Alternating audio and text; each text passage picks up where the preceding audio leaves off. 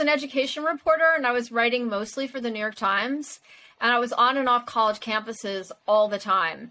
And I started to see these gun rights groups setting up tables on usually large state schools. And they were pushing this gun rights legislation, which I think at this point, something like 16 states have passed this gun rights legislation that allows guns on college campuses. And there are many more in the pipeline. And they were trying to convince me that they were doing this of their own volition, that this was like their own effort. And I didn't believe them. I just figured there's got to be something behind this. And I started looking through tax documents and budgets and organization annual reports. And I discovered that these groups were actually being funded by the NRA and Gun Owners of America. And that got me thinking, if there are these gun rights groups that are being funded by these big heavy hitters, there's got to be other right-wing groups that are doing that. And of course, I found there were, that campuses nowadays are inundated with heavily, heavily funded right-wing groups that a lot of people think are just young kids doing their thing, and they're not.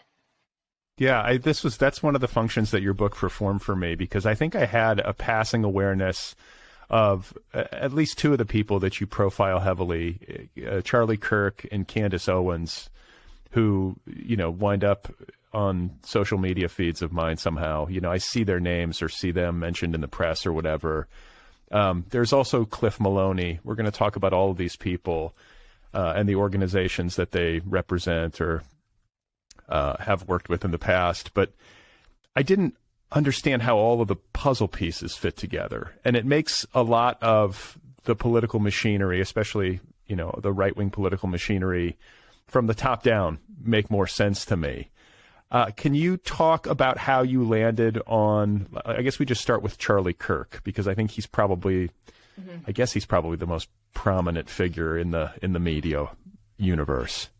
Yeah, so when I first started reporting on the book, I didn't even really know I had a book. I realized that these gun rights groups were just one of many, many groups. And so I decided that I would go to the top to figure out where this all kind of started. What was the umbrella organization? And I found the Leadership Institute, which is a training academy for these youth groups.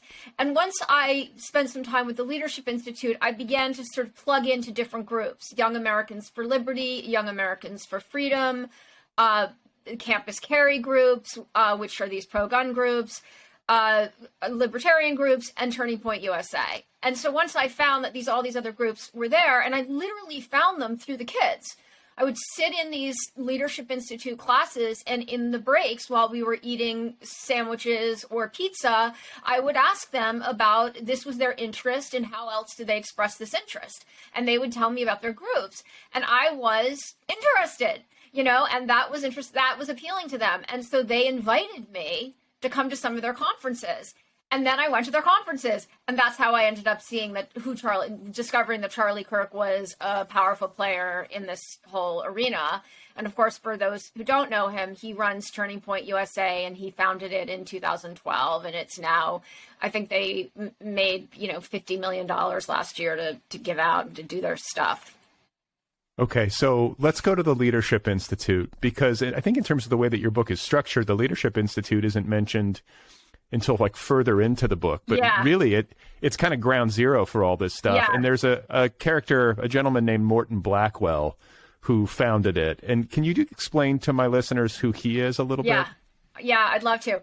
So, just as a kind of understanding, this new conservative youth movement that we see today was started in the 1960s. It was started in when Goldwater was running for president and won the Republican National, got on the Republican National ticket and became the delegate for the Republicans, and lost to Lyndon Johnson. But all of these young people had been so excited about Goldwater. Goldwater was dynamic. He hated the press. A lot of people accused him of being racist. He hated the establishment. And these young people loved his verve and his energy. So when he lost, they were devastated. And instead of giving up, a bunch of them literally moved to Washington to basically continue Goldwater's new conservative movement, but without him.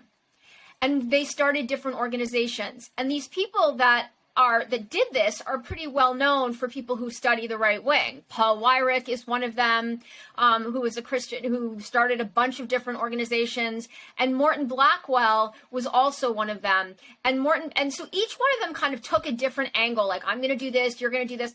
And some of them focused on messaging, some of them focused on organizing, and Morton Blackwell decided that he was going to focus on training, and that if they were going to build this new conservative movement to sort of take back the country from progressives, because of course Lyndon Johnson represented like the epitome of progressivism, they were going to have to train young people. And he started this organization called the Leadership Institute, which last year made $25-something million to train young people on how to organize, door knock.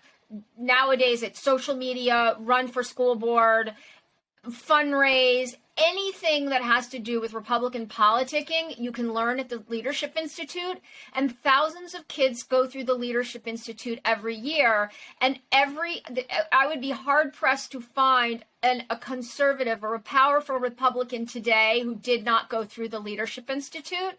Mitch McConnell, for example, as I point out in the book, calls Morton Blackwell, who founded it, his professor.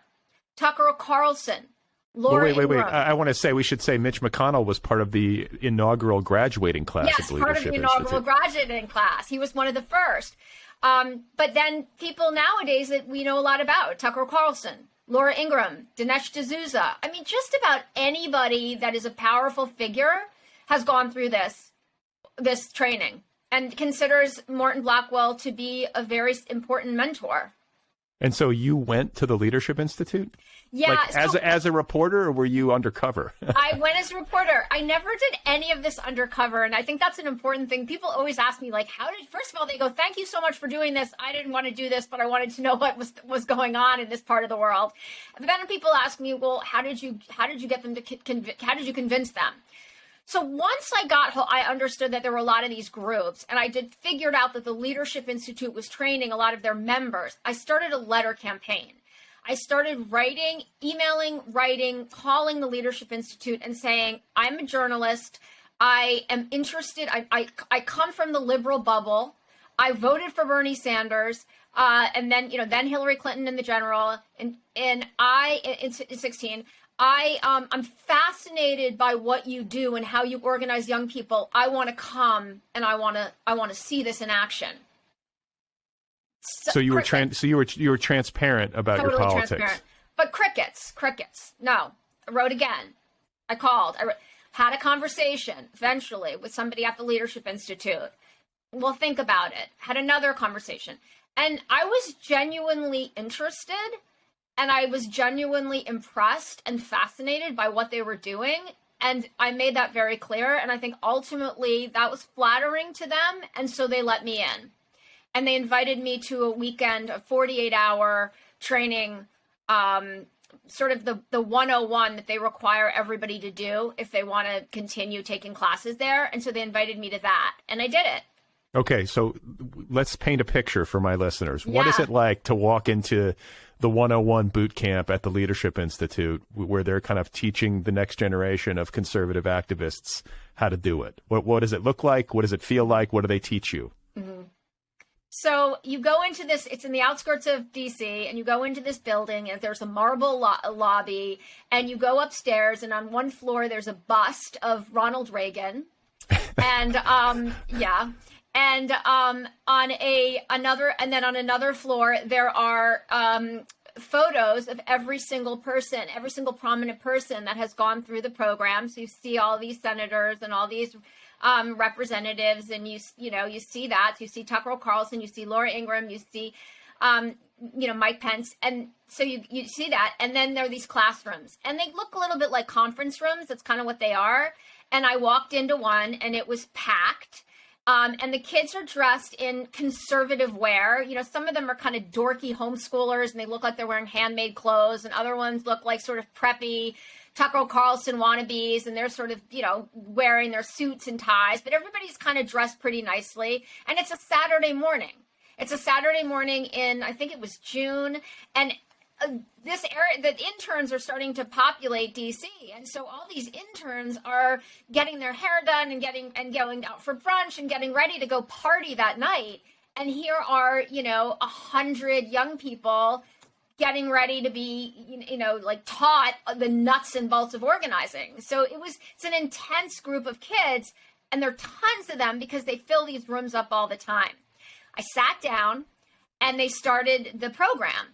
And they just have one person after another. It's about 30 minutes at a time. And they do one lesson after another. How to this, how to that, how to campaign, how to table, how to talk, how to use Facebook to recruit people on it. And then they do workshops. And what happens is after a lesson, they ask everybody questions. And when somebody raises their hand and they get the answer right, they either throw them a piece of candy or they say, what book do you want? And they have a table filled with conservative books. Many of them, I have here biographies of Ronald Reagan, conservative books by conservative economists, and you choose a book and you get one. And so at one point, somebody got the answer right, and the guy who was giving the lesson of that moment threw a piece of candy, and then he said, don't hit the reporter. Or there's the person next to him said, don't hit the reporter. And of course, the candy did hit me.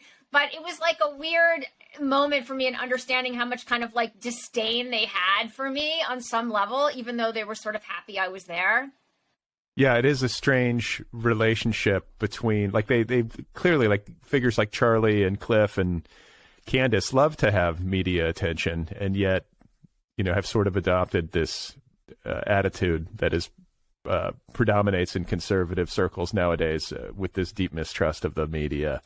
And I got to say, too, while we're on the topic of the Leadership Institute, the laughable fact that it is technically a 501c3 and so must be, quote unquote, nonpartisan, right? I mean, this is a joke. Yeah. This is not a nonpartisan organization. No, and they're really careful there when they do their when they're talking and when they're talking to journalists, and even when they're talking to other people. They talk about conservatism. They don't talk about Republicanism or Republicans, even though the one of the heads of the institute ended up working for Donald Trump in 2016. So it's a joke. It's a total joke, but they get away with it. I don't know how they get away with it, but they do. Who worked for Trump? Who was the leadership person? It was one of the guys. I mean, he does not play a prominent role in the book, so he's but it's one of the, yeah. Okay. So just to kind of give listeners like orientation, I want to have like the constellation of figures that you're profiling in the book kind of laid out. We have Charlie Kirk, who is a young kid from, I think, Wheeling, Illinois, who somehow is conservative, like from youth, like from the jump. And I think there are maybe social dynamics and socioeconomic dynamics at play. The suburban milieu that he's from is rapidly changing. He's a minority in his public high school. I think that might have something to do with it. I'm not, it's hard to kind of pin it down precisely, but that makes some sense to me that he's in this rapidly changing social milieu at his school and is maybe just naturally a contrarian or something. But he goes on to found Turning Point USA. And I guess before we go to the next person, we should say a little bit about how that happened. He wanted to go to West Point, but got rejected, correct? Then he was going to go to Baylor University, which is a nice, like, hotbed of conservative values, right? It's a great place for a young conservative to go. But before he goes there, he meets up with a guy named Bill Montgomery. Do I have this timeline correct? Okay, yeah, so talk about the relationship. Talk about the relationship between Bill Montgomery and Charlie Kirk. So Bill Montgomery is a guy who's just retired. He's conservative. He was one of these activists during the Tea Party movement, which, remember, started in Chicago. And he is kind of looking for something to do. And he loves mentoring young people, and particularly in the political realm. And he goes to an event that Charlie is speaking at as he's trying to sort of like hone his own political skills and his own speaking skills. And he is wowed by Charlie. And he has tried to start organizations in the past, and none of them have really taken off. And so he looks at Charlie, I think, and he says this and thinks, this guy is the future. We could really do something big together.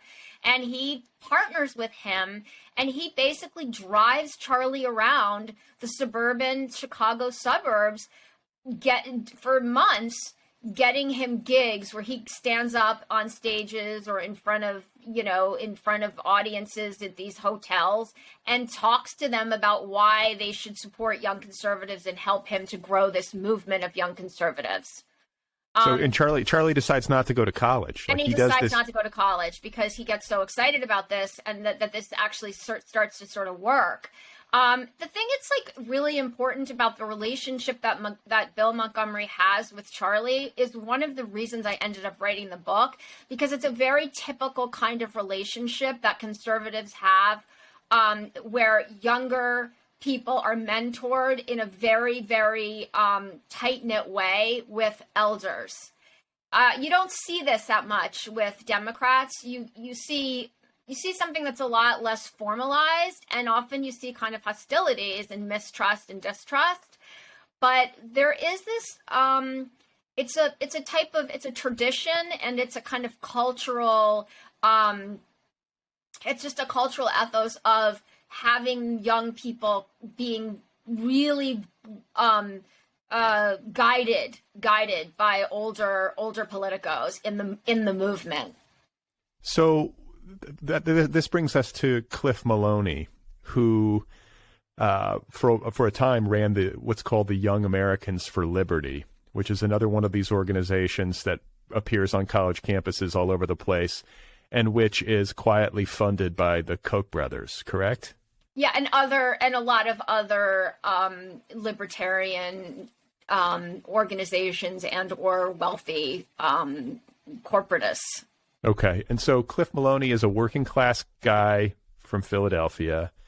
His father served time in prison, kind of bootstrapped his own landscaping company, but a hard scrabble upbringing. You know, this is not somebody who is to the manor born. No, not at all.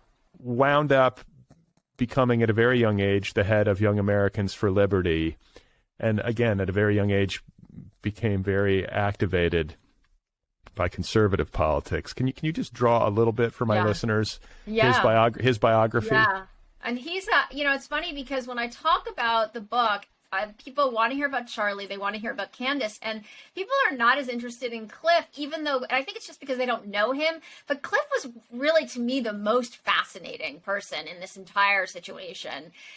He came from blue-collar Philadelphia suburbs, and he was a kind of J.D. Vance figure. He was a guy who was around a lot of poor people who were on public assistance. And he felt like the government didn't help these people, and that those who kind of sat there and wanted handouts were not taking care of themselves. And that in the face of poverty and in the face of struggle, one had to just rely on family members and as you pointed out, bootstrap it. Just take care of yourself. And so he is the first person in his family to go to college. He goes to a Pennsylvania State University and decides he wants to be a teacher. And he also, while in college, starts organizing. He decides he's a libertarian, and he starts organizing a libertarian group, and then gets himself to Washington to do an internship, and with Ron Paul, and then just gets really, really deep into the movement.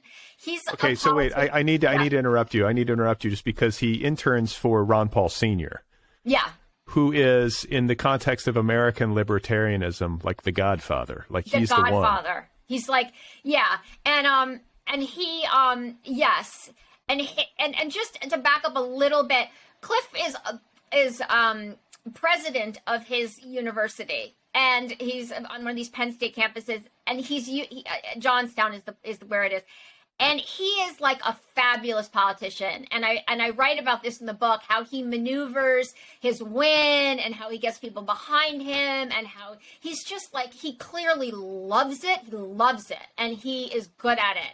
So when he gets to Washington, D.C. and he interns in Ron Paul's office, and as you pointed out, Ron Paul is just like the demigod of these libertarians. He's he's more like a wise sage father or something. Right. And Cliff just falls in love with him and develops a close bond with him, as I pointed out, is a kind of common denominator in a lot of these scenarios. And he also sees all the wheeling and dealing that he was doing on a very low level on his college campus, he could do in DC. And he catches the bug. And yeah, it's interesting that you say that he's so skilled, because it seems to me, and correct me if I'm mischaracterizing, but Charlie Kirk and Candace Owens, I think their great gift maybe is as media figures and communicators. Cliff is like a tactician. Yeah. He's got more of like the Mitch McConnell in him, like strategic, exactly. like the door knocking, the relationship building, the favor trading, all the stuff of like behind the scenes, actual political power. He really has a knack for. Yeah, and he and exactly, and he and as an aside, when you talk to people who know Charlie Kirk and work closely with him, Charlie Kirk can't get himself out of a paper bag. Charlie Kirk is one of these guys who can't organize things. He's like, he is not a leader in that sense at all. And so he has other people working for him who do all of the back behind the scenes work, and he is the front guy. And he's pretty bright on some level, but a lot of the way in which his organization has grown in prominence is really due to a lot of the people behind the scenes, a lot of the operators behind the scenes. But Cliff is a behind the scenes operator, and this is another thing that people might find interesting, is even though these groups may present as pretty unified, behind the scenes they don't like each other, and Cliff would make these comments that were not openly disdainful of Charlie, but he believed that Turning Point USA and Charlie Kirk were about the show, and he was about real politicking. And we can talk about that, the kind of what was the real politicking he was doing. But well, you draw a great comparison. It's a distilled way of thinking about Turning Point versus Young Americans for Liberty. You're like, on campus, Turning Point was tending to tell young people that they should be able to get as rich as they want with no interference from the government, whereas Young Americans for Liberty was telling young people they should be able to do whatever they want. Yeah, which is like the more doctrinaire libertarian stance. Yeah, like just leave me alone. I can do whatever the hell I want. And I think that it's worth noting too, when it comes to Young Americans for Liberty, that Cliff and that organization were really actively involved in a state by state, local election by local election way in trying to put libertarian candidates or libertarian sympathizing candidates into public office at kind of whatever level, and with success. With a lot of success. And so I always feel like the Democrats are always two steps behind the Republicans, and maybe that's shifting right now. We're definitely seeing a really kind of like titanic shift at this moment. But about, I guess, 3, 4, 5 years ago, you saw Democrats getting hip to the fact that these Republicans were stacking these state legislatures and flipping them, and we saw that, and then we saw an effort to really make sure that the Republican candidates were really conservative.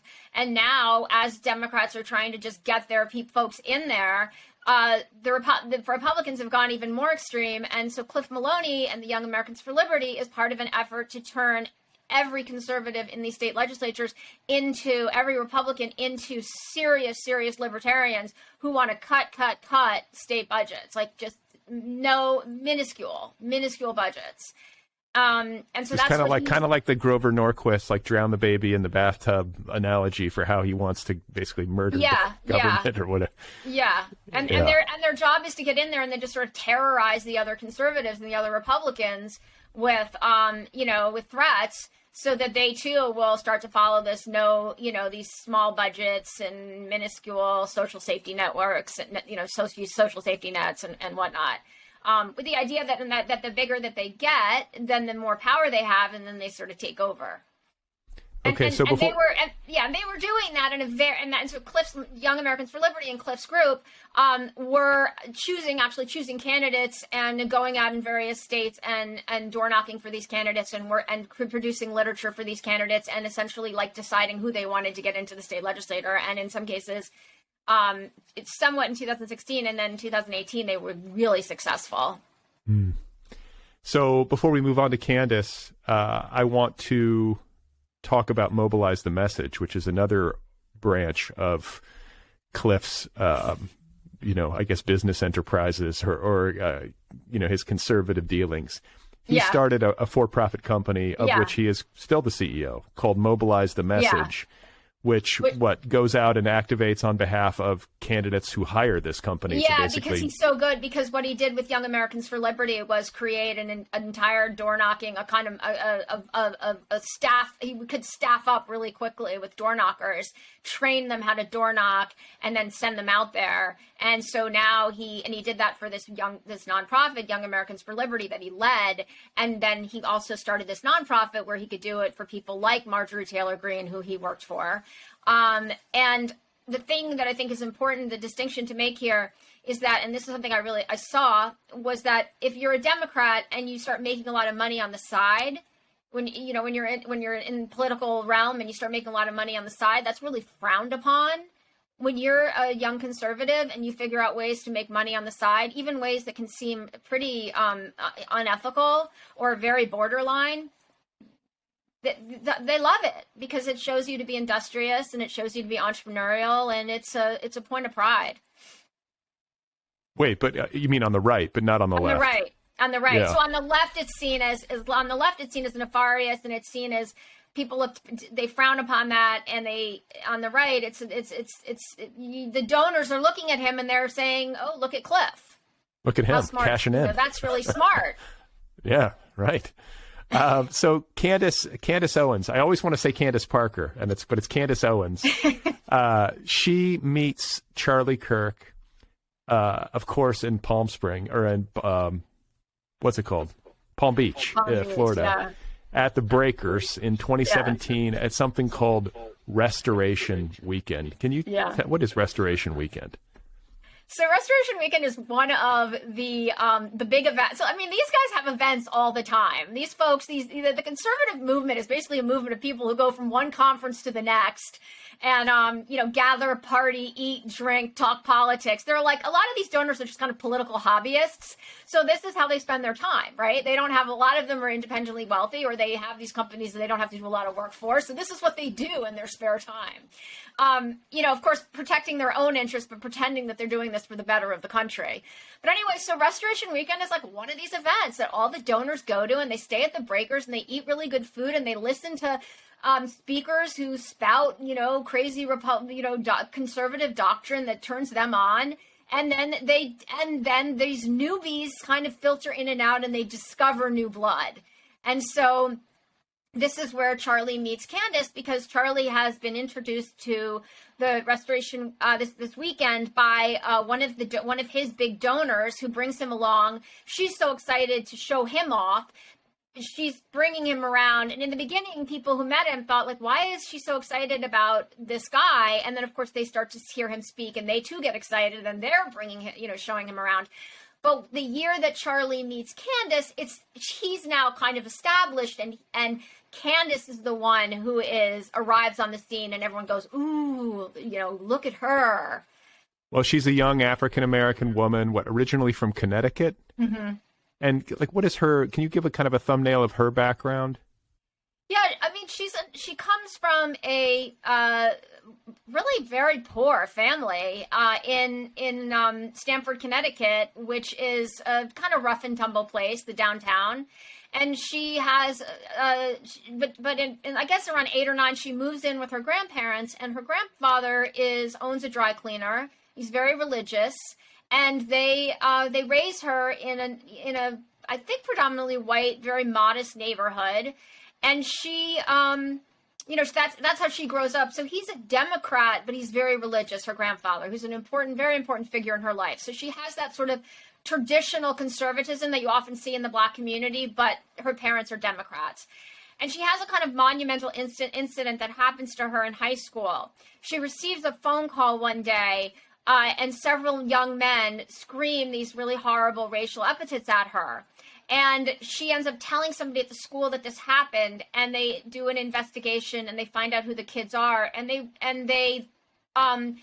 this gets blown up in the media, and the NAACP gets involved, and Candace Owens ends up feeling like these boys, who in her estimation had just done something stupid, weren't evil racists, were really dragged through the mud. And then she feels like, this is her, her recounting, and she feels like she's been taken advantage of by this left-wing group, which uses her to push its prominence in this town and in Connecticut. And and she says that during this period, the entire town is just gossiping about whether or not she had lied or not. And it just ends up being a horrible experience. And she has to go back to school. And when she goes back to school, she has a bodyguard that follows her around. And she keeps this incident. It really seems like it was very traumatic for her. And she said that because of it, she had an eating disorder, and she went to college and she dropped out of college. And then she kind of bumbles around and tries to figure out what she wants to do. She wants to be famous. That's her, she's one of these people that just decides they want to be famous. And she tries different ways to do it. And eventually she realizes that she can do this by being a Black conservative. And this story of what happened to her when she was in high school becomes her origin story of how she was first attracted how she was first turned off by Democrats and looking for new solutions. Okay, so I think a lot of people would look at somebody like Candace Owens and see someone who's an opportunist who, like you say, just wants to be famous, figured out that there's a niche, and has decided to fill this niche regardless of principle, just to get fame and money. It's kind of like whatever works. But the way that you're depicting her and the history that you're telling of her personal life and personal politics, she comes by, like, your take on it, having reported this out, is that she comes by her conservatism authentically. She's authentically politically conservative. You don't think that she's just like, saying, look, there's a lot of open space here. There's not a lot of Black conservatives who are willing to go on camera and sort of stump for this stuff. Do you know what I'm getting at? Yeah, I do. I think she's a person who wanted to be famous. And I think she was going to do whatever she needed to do to get famous. And she's smart and she's savvy and she poked around and tried different things. And when she realized that being a Black conservative could give her a ton of mileage, an amazing amount of mileage, she went down that route. Then she needed an origin story. So she tells an origin story. And the origin story is true. This did happen to her. I have documentation that this happened to her. If she had decided to go another route, she probably would have a different origin story. Right? That's, people work backwards, right? They start and they go back, so that's what happens. So it's not authentic.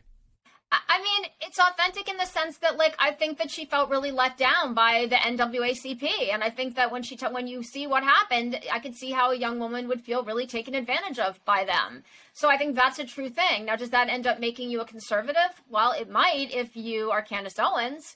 If you're somebody else, you could go and decide you're going to transform the NAACP, Right. Well, that brings me to my next line of questioning, because it's an area of endless fascination for me with regard to politics, is how people's politics form. Yeah. I mean, I could look at myself. I tend to lean more progressive. I was raised by moderate conservatives in Midwestern conservative suburbs. I guess I was reacting against that. I try to sort of dissect it in my own self. Yeah. But do you have any sense, having done all this reporting, of how do people's politics form? How do young people, are there common threads that you found that cause people to gravitate towards conservatism? Yeah, I mean, so with the young white men that I found that I spend time with, the common thread that I saw with them and with their followers is resentment. I think that it's really, it's not complicated. It's actually pretty simple. This replacement theory, this idea is very central to how a lot of young conservatives get to their conservatism, out of anxiety and fear about being replaced by people of color, by people from other countries, by people of different, with different, members of the LGBTQ community, that this kind of idea of being a straight white male is going to really set you back in this new world order, and that creates fear and anxiety. And that's very real, fear and anxiety. And that's the thing I saw. It's not a made up, whether there's reason for anxiety is a question, but the fact that there is this intense anxiety is real. So that's how I think a lot of these young white guys become conservative. For a lot of the young women, you see guys turn more. At least in my experience, you're more likely to see a young person from a liberal family who turns to become conservative. That is a white male thing that I saw happen with conservative young women. They often came up they really were conservative, and a lot of their religion, a lot of their belief systems faith-based. And they buy into conservatism, and they buy into that power structure, and they work through that power structure, and they learn how to work through it. And that's how you find them taking positions that can seem very anti-feminist or anti-woman or even misogynistic, because they have bought into this other system, and they'll stay with it. But yeah, I think that's it.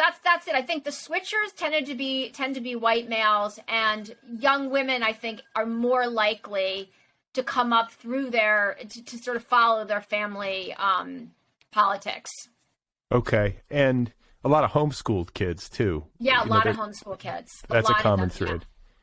Yeah. So I want to talk about money, because money is really at the heart of all of this in a lot of ways. And I was really fascinated to read about the relationships. As an example, Charlie Kirk was taken in not only by Bill Montgomery, who sort of, helped him get his beginnings, driving him around to all of these, conferences and tea parties and whatever in the suburban Chicago area and the Midwestern suburbs. But then there is a couple, and I believe it's Lee and Allie Handley. Is that the couple, the billionaires or the super millionaires who really, took Charlie under their wing, saw talent in him, and invested in him? Yeah. The money flow with all of these people is very fascinating. The big money people in conservative circles who just basically have blank checks to hand out, and who bankroll these things and keep them going. Can you talk just a little bit, I guess as an example to illustrate, about the way that money found its way to Charlie Kirk and how that's helped him to become who he is currently? Mm-hmm. Yeah. So this really goes back to what I was talking about before, about the culture of this conservative movement culture, which really values cultivating young people. And as an aside, one reason that you have that, there are many reasons why I think that exists. But one of the reasons is that we think of young people as being liberal and being by default Democrats.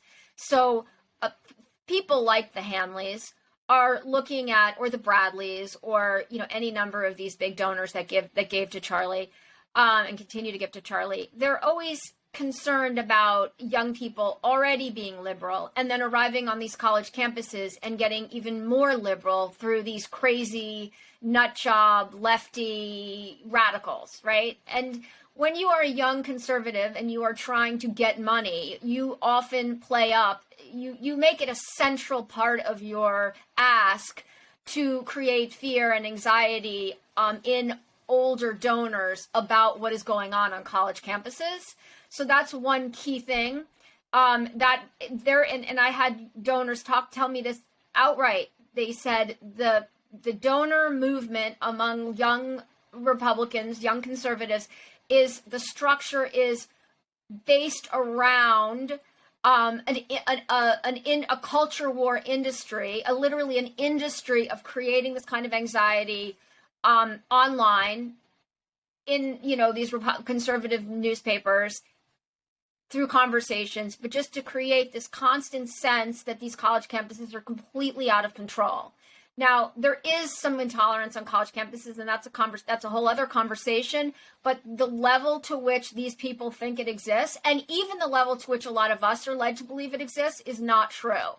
But that is one big way. So that's one thing. That's why one of the reasons why these donors, when they find a young person that they think is going to go and recruit on college campuses and talk to young people and convert them, it's like, yes, give him money, give him money. Now, Charlie is so dynamic, and he is so driven and so good with older people. And I can't really entirely explain it. It just is. It's like, how do you explain why Trump is so dynamic? Like, he just is. Who knows? It's just the way he is. Like, people find him alluring. Right? Same thing with Charlie. These donors found him so alluring and so exciting. And so he just attracted them. And then his message was, these socialists on college campuses are coming for your grandkids. I'm going to stop them.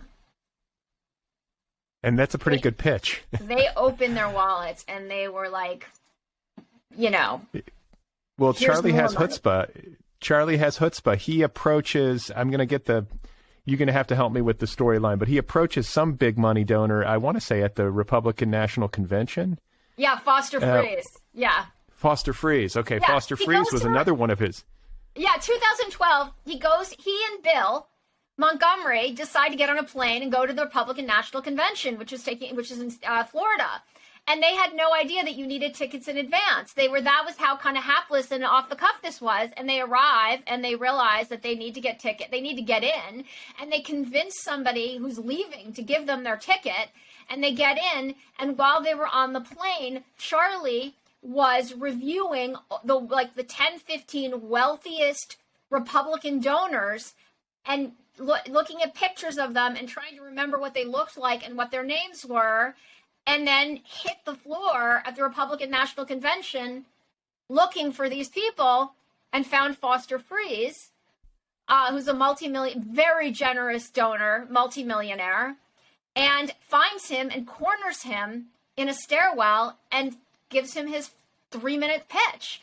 I'm Charlie Kirk. I want to do what MoveOn.org did, what Obama did for young people, but I want to do it for conservatives, and I need money. And the guy sent him a $10,000 check, and that was the beginning. And then Foster Freeze has given Turning Point millions of dollars. He's like, Charlie Kirk has gotten very rich from this. He's gotten very rich from this. You can get very, very rich from this type of thing if you're a Republican. Yeah, that's what I was going to say. I mean, it's like that savvy. You have to wonder, like, if you have a natural inclination to embrace this particular political ideology, and then you find yourself at the nexus of huge money and political ideology, it's got to. I imagine it had to help them cement their belief system. It's very intoxicating. And I have to tell you that I was about 2 years into reporting on Charlie Kirk. I was talking to a journalist friend of mine who writes about politics and has been doing it for years. And he said to me, Charlie's about to get very rich. Just watch. And correct. And then Charlie got really rich. Well, I'll tell you another story that might be interesting. I have a friend, and I'll keep the details, I'll leave out the details, but she, in this most recent election, she went and she campaigned for somebody, and she stayed in this kind of Fleabag hotel, and she was told, she flew to this locale, and she was told, we have to have you stay in this hotel because it's a unionized hotel, and we're Democrats, and we're supported by unions, and you can't stay in the fancy hotel. This was a city with a lot of really nice hotels, and I said to her, if you were a Republican, you'd be staying in that nice hotel. Right. Of course. Right. I said, this is the price you pay. Well, I want to give listeners a sense of timeline, because I think it's important. All of the lives that you are depicting in this book, the central players in the book that you're following, got their beginnings prior it got their beginnings in conservative politics in whatever iteration prior to 2016, correct? Yeah, the folks I was following, Candace Owens started a little bit later, but the young people that I followed really started Charlie started in 2012, and that's when Cliff started to get excited about politics. They were reacting to this new wave, this wave that young people that we see now is really a reaction to Obama. Well, that's what I keep saying to friends of mine, is that I think I've said it on this show, how badly I underestimated how much Obama freaked certain people out. Yeah. I mean, his presidency, I was like, oh, this is wonderful. Look at America making great progress and like the change we needed and all this kind of stuff. And I underestimated the degree to which he scared the shit out of a lot of people. Really, there's so much fear. And I think, who I was talking to is I was talking to A.M. Holmes, who wrote a fictionalized book, which she wrote a novel that I would recommend to you because it's called The Unfolding. Okay. And it depicts the big money conservatives who get together in the wake of Obama's victory in 2008 and basically feel a sense of existential terror and say, we've got to fix this. The book opens at the Biltmore in Phoenix at the John McCain election viewing party. So I think you would feel right at home. You would feel right at home. So I was talking with her. I think that was the context that brought me to this feeling of just like, wow, I really had it wrong. I thought most people were like happy about it. And a lot of people were, maybe most people were, but some people were decidedly not. Yeah. And, the thing is that, what I really saw, and because Charlie came out of Chicago and his first lower level donors came out of Chicago, and that Tea Party movement came out of Chicago. And it wasn't just fear. They really, really, really hated Obama, and particularly those donors in Chicago.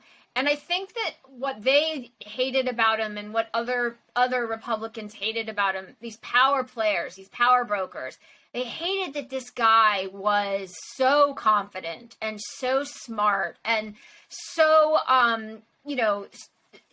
was incredible orator and didn't play party politics the old way. And it was his confidence and he was so attractive and that just drove them to distraction. If he'd been scrappy or rough around the edges, I think they would have not hated him as much. But the fact that he was just he was more elite than any of them. And I think that killed them.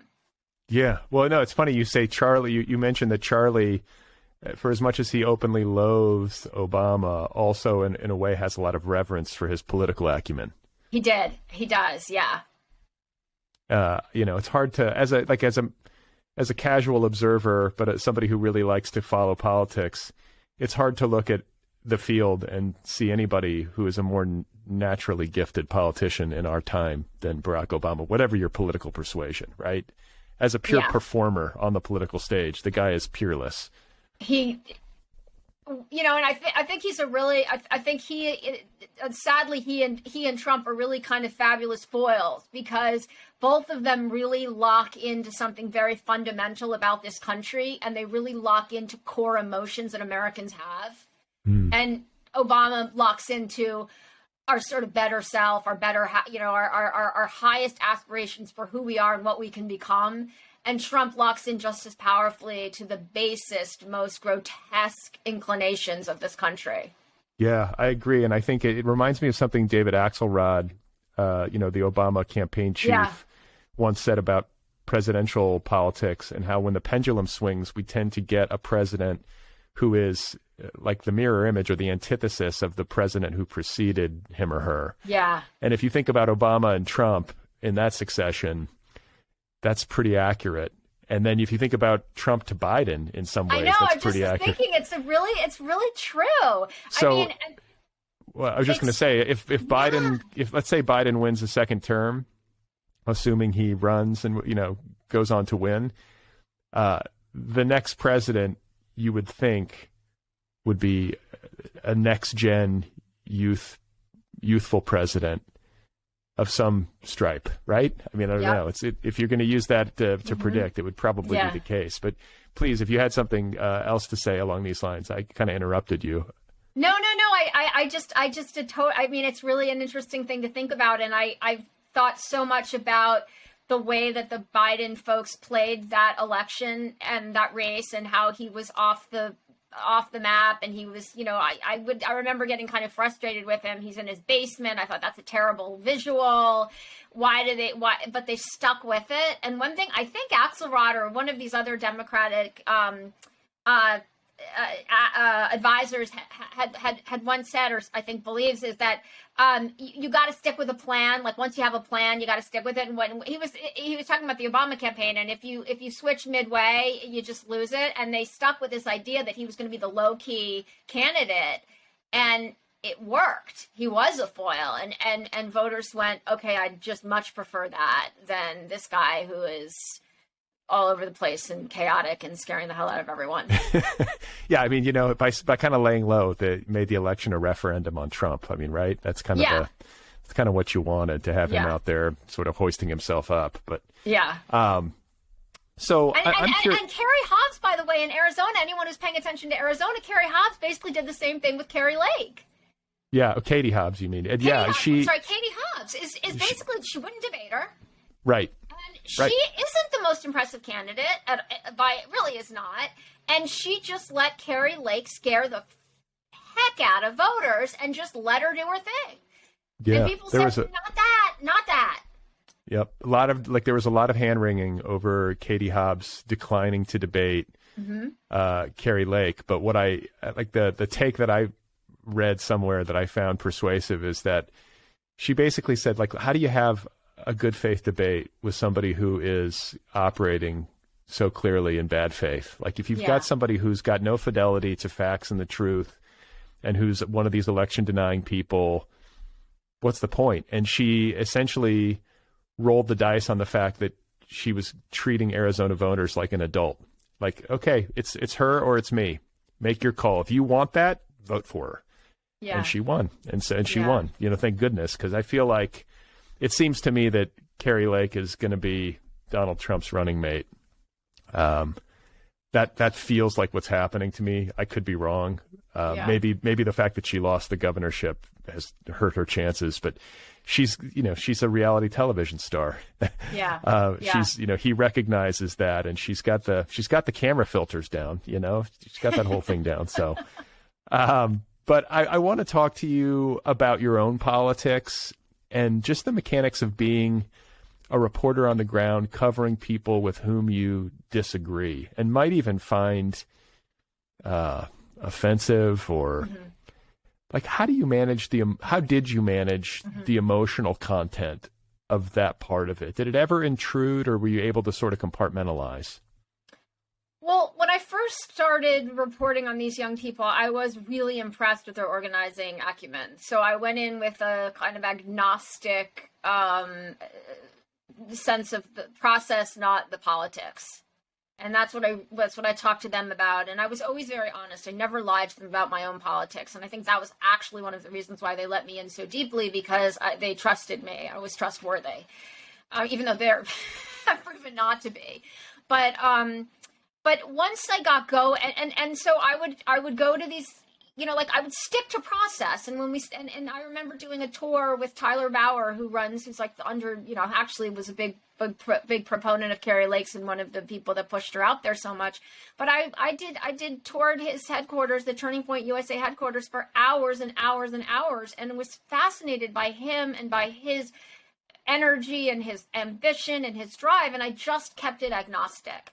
But as they got, and I would go to the conferences and I would be able to do a day or two, and then I would just have to go back to the hotel and not leave the hotel room for hours. And then I would come back to Brooklyn and I would just feel for a day or two completely disgusting.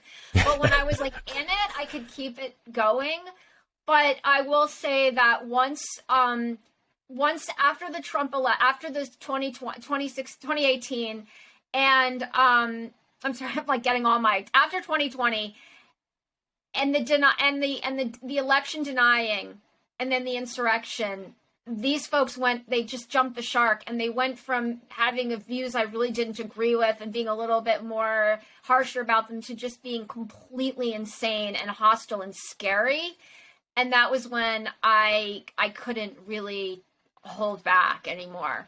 But in the beginning, my thinking was, my answer always to like things that they were saying that I found disgusting, it was, tell me more. Why do you think that? How did you get there? That was what I just felt like I felt like I had the reader on my shoulder, and I was just trying to get this person to explain who they were and what they believed in, because if I could do that, then we could help stop people like this, but I needed to tell people who they were and what they were doing. Mm. So, this was, I think, part of what the core of what I was trying to get to earlier when I asked you to talk a little bit about timeline, is that these people started operating in conservative politics prior to 2016, prior to the election of Donald Trump. And it seems obvious to me that Trump foregrounded a lot of what I think people like you and me might say we have sensed, like roiling in the conservative movement for a long time. Yeah. He made it permissible to sort of say the quiet part out loud. There's something I had written down, like being offensive. I'm quoting your book now. Being offensive was something you no longer had to apologize for. It was cunning and cool. It was sticky. It drove engagement. And you sort of had a ringside seat, as you were just saying, watching how these people kind of developed in their careers as the money started to really come in, their profiles were raised. The Republicans from 2016 to 2018 had total control of the government, so they were in charge. Can you just talk a little bit about how you saw that affect them? You kind of have described it a little bit, but that had a big impact. Like Trump winning and the kind of politics that he bandies about, it really did kind of warp what I have understood as like traditional conservative politics. That's no longer, or it really got marginalized. Yeah. And I mean, remember that after Obama won, I think I guess it was his second win, or it might have been his first. The famous autopsy, the Republican Party autopsy on what had happened and why Obama had come to power, and there was an understanding that the Republicans were losing, but we didn't really have voters of color, and we're going to start to look very alien to a lot of the country, and that they needed to really reframe who they were and how they thought about their politicking. And the move was to be more inclusive. And so it was so odd that this was what the end result, this was where the party was supposed to go, and then Trump got elected. So I just want to say that, like, it didn't look like the party. I mean, we knew a lot of the nastiness, and we knew the Tea Party, and but we also knew that the actual party establishment was considering maybe being more inclusive. Then Trump arrives, and that's like thrown out the window. And once that got thrown out the window, the folks that I was watching were just like, they just kind of creeped towards it, and you saw it slowly, and then they got more and more and more emboldened. And when I was interviewing them, they were like, I would interview people, and one of the people that works for Charlie Kirk, who was one of my best sources, I had a conversation with him in 2018 about abortion, about reproductive rights, and I'll never forget, we were at a CPAC, and we were on the balcony of this party, and we were both drinking beers, and we were talking about what my views on reproductive rights and his, and we didn't agree, but we were having this, like, I can see where you're coming from conversation. And that same guy, after the insurrection, after the election, and he starts spouting, like, they're spouting all this election denying stuff. I had him on the phone, and he said, oh, I guess I'm starting to sound like, so you can see the kind of relationship I had with this person. And he said, oh, I guess I'm starting to sound like one of those tinfoil hat people. And I said, yeah, you kind of are. And that was the first time that I literally, in all of my reporting on these people, that I really passed judgment on a view, and he got quiet and he shut down, and that was it. That was it. That was it. Well, He turned to the dark side. He'd gotten dirt. He wasn't. It was like he had gone off the map, dark side, dirty, along with them, totally distanced themselves from reality, and I was shut out. Well, and all of these people, Charlie, Candace, Cliff, were to greater and lesser extents embraced by the Republican establishment in the wake of Trump's election in 2016. Not only in the shadows, where the money is flowing from the billionaire class and the millionaire class into their coffers, but also by the Trump administration itself. Oh yeah, I mean, Charlie had a couch in the White House in the West Wing that one of Trump's employees said had his name on it. It was Charlie's couch. And I was talking to a Democratic operative who said when Clinton was in office, he didn't have a couch named after him, that kind of access was unbelievable to him. To have that youth vote. And he was also friends with Don Jr. Like they were traipsing around very the country. tight with Don Jr. Yeah, he continues to be very tight with Don Jr. Candace also was embraced. Yes, Candace and, yeah. Obama loves, not Obama, Trump loves Candace. Trump loves Candace. I mean, now they're having issues, but, Candace loves you and then she hates you. Right. And she married the guy who founded Parler? No, he is a British guy who went to Oxford, and his father is called Copper King. His father's a copper trader and a multi-millionaire, billionaire perhaps. She married him. Okay. And then he became CEO of Parler as one does. Exactly. This is how this world works, because Parler was run by one of the big Trump donors. So it was owned by one of the big Trump donors, and they're all friends. And so I don't know, they had dinner one night, and he said, "Oh, I'll take it over." I think probably what ended up happening was he dumped a lot of money into it. That's really how he became CEO. Right. I don't know that, but I'm assuming. So I'm going to read another quote from your book. Okay. And it comes towards the end. You say, quote, "What my years of reporting taught me was that socialist-fearing right-wingers are doing a better job of acting like, quote, collectivists than their counterparts on the left." Like, that was a big takeaway for you. And I'm wondering, in light, because it's funny, when I was looking at the calendar, I'm scheduling these interviews for this show. I was like, oh, damn, I wish I could have talked to Kyle, prior to the election. This was like weeks ago. It was before the election. Yeah. I was like, I just didn't have the time to read the book and do all the prep and everything. Yeah. So I was like, okay, well, we'll talk afterwards. And it's actually a stroke of luck that we are talking after the 2022 midterms, because of the unexpectedly strong performance by Democrats, which, I think has been reported was driven in large part by the youth vote. In swing states. The youth vote in swing states. In swing states. So I'm curious to, how has this caused you to recalibrate? No. We're seeing, as is the case, right? Like, I'm seeing this and other people are seeing it, right? People are seeing this, and this is a known problem. And there are a lot of young youth groups on the left that are popping up, and they're working really hard to get support. And there are now a growing number of organizations, as we speak, that are developing, that are trying to bring these groups together, bringing young grassroots groups together so that they unify, they work together. So that Georgia has a coalition and Arizona has a coalition, and that's really important because those are two states that we are seeing doing really well, getting, not in all cases Georgia, but getting Democratic voters to vote. But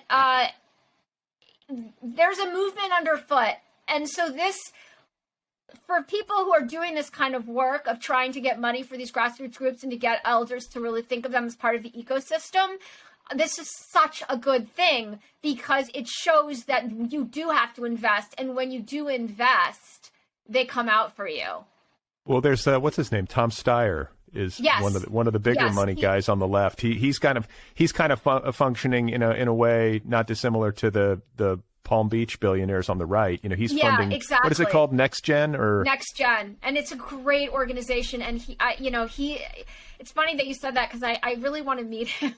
I don't know him personally, and I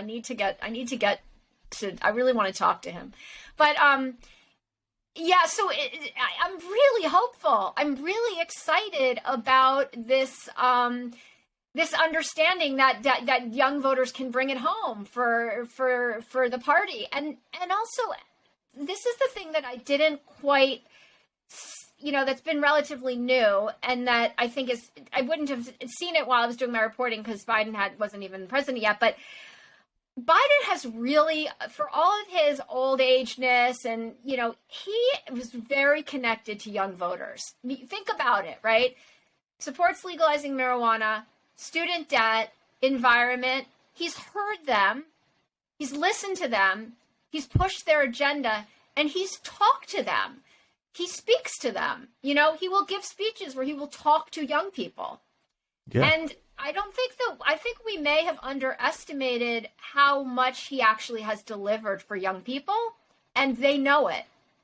Yeah, I think Joe Biden in general is underestimated. Yeah, me too. And I think that's actually to his advantage. I think it's borne out by this midterm election. Yeah. He definitely has his faults, like as a political performer, he's the gaffe machine, and he's older, and he has the stutter, all these different things that we've heard reported on him. But you look at his legislative record in his first 2 years with razor-thin congressional majorities, it stacks up. It stacks up favorably. And then, he's positioned himself, if his health stays good, that he should be able to have a decent record to run on and an opposition to run against that I think reflects on him favorably. So I don't know, like I'm of the political left, so my fingers are crossed. And I'm also somebody who is interested in knowing more about how all these things work. And your book really helped me, to kind of draw into focus just like how politics works, but in particular how politics works on the right. Yeah. And, how, like what we're up against, on the political left and what the future might hold. And I think, especially in the context of this recent midterm and in the context of 2024, it makes sense to me that the youth vote would be more activated than ever because the consequences of elections are so existential, in particular for young people. Yeah. And I think young people know it. This is about not only about the future, but it's about whether or not there is a future. Well, I got to tell you something. I had a conversation with my daughter who's about to go to college about having children, and it was an off the cuff conversation. And she said, "Mom, I don't know if I'm going to have children." And I said, "Well, why not?" And she said, "Because I don't know if this planet is going to be here." Right. And that's a bummer. I was just like so taken aback that I knew this. I mean, I've reported on this. I know young people feel this in this way, but have your daughter tell you that she doesn't know if she wants to have kids because she doesn't know if the earth is going to blow up. I mean, to live with that kind of that's this kind of, this is a whole other, the kind of anxiety that young people live with right now is just off the charts.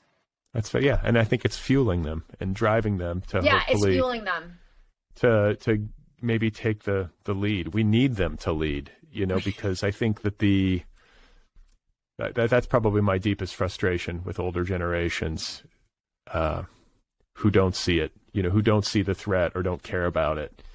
That's a pretty dark worldview.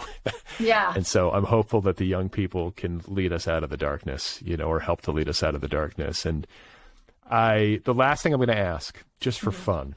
Mm-hmm. Well, you know what? We actually should cover this. So I'm going to cover this and then we're going to have some fun. But, okay. There is kind of a dramatic arc to each of these stories that you're telling about these people. Charlie Kirk, by the end of your book, closer to the present day, has, as you depict him, become self-absorbed, fame-obsessed. He's got an entourage around him. He's less accessible to you than he was previously when he was more of, an earnest, no-name kid with conservative values, right? I mean, he's really kind of drank his own Kool-Aid at this point. Yeah, yeah. You know, he's flown too close to the sun. Yeah. That's where he is now. He's just kind of like, he's kind of trying to become the next Rush Limbaugh. Yes, and he may well. Okay. I don't see that. And I think I'm not clear whether he will run for president at some point, but I wouldn't put it past him. And then Cliff Maloney, who you have spoken of with some degree of fondness, he wound up getting charged with sexual assault. Is that right? Yeah.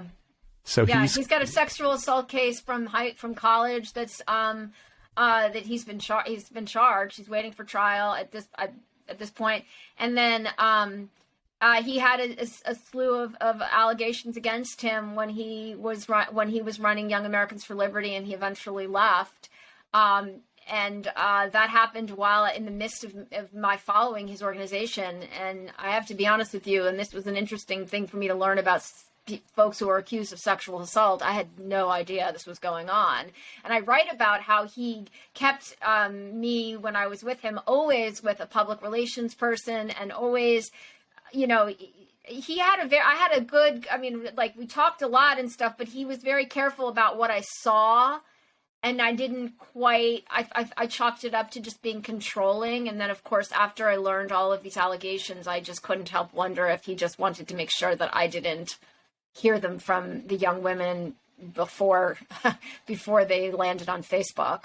And it was not just him. It was like a kind of a culture of misogyny and abuse. The Young Americans for Liberty, these women came out in just droves to say that the culture was really misogynistic, and that it was... it's actually fascinating, because what it was they said that the culture was essentially libertarian, and there was something sort of libertine about it, but in a very kind of misogynistic way. There was this sense that guys could take whatever they wanted, and that guys could do whatever they wanted, and that if women wanted to stop them, then they should, everything's a marketplace, so they should, they should figure out how to stop them, or they should leave and go work somewhere else, or... it was an interesting example of what it really means if you don't believe in a protective government, or protective bodies, or protective social safety nets. It means that if you're in an organization and there's harassment, that there's a kind of, if you're following the ideology, you take care of it yourself. Mm. I got to say, it was one of the least surprising things to learn, is that the Young Americans for Liberty had a frat boy culture of misogyny and abuse. It seems like, of course, that's going to pop up. And then, Candace, we've talked about, her marriage to this guy who now runs Parler, but she has a media enterprise in her own right, right? Oh God. I mean, she is a very wealthy woman now. Yeah. And just like what? She's like What do you think her future holds? I'm not sure. I think I'm not sure. I mean, growing her media empire, probably just growing the empire. And then I don't know if she'll run for something. Okay. So now to the fun part. Of the three, who, if you had to place a wager, has the most potential to be like an Anakin Skywalker figure who you can pull back from the dark side? Could you foresee any of them retreating from the ideology that they're into? Candace, well, if it turns out to be, she could, but she won't, because the left hates her and will never forgive her. But you think she has the most potential? Yeah. Okay. Well, I've loved talking with you. I really enjoyed this book. I feel like it, like I said, shines a light into the machinery and lets people see how things actually work in politics, which I don't get enough of in the context of everyday news and the Twitter scroll and everything. So this is a nice deep dive into parts of the world that I've been fascinated about for a long time, but didn't know enough about. So I really appreciate it, and I appreciate the time. Well, thank you so much. This was a great interview. I really enjoyed it.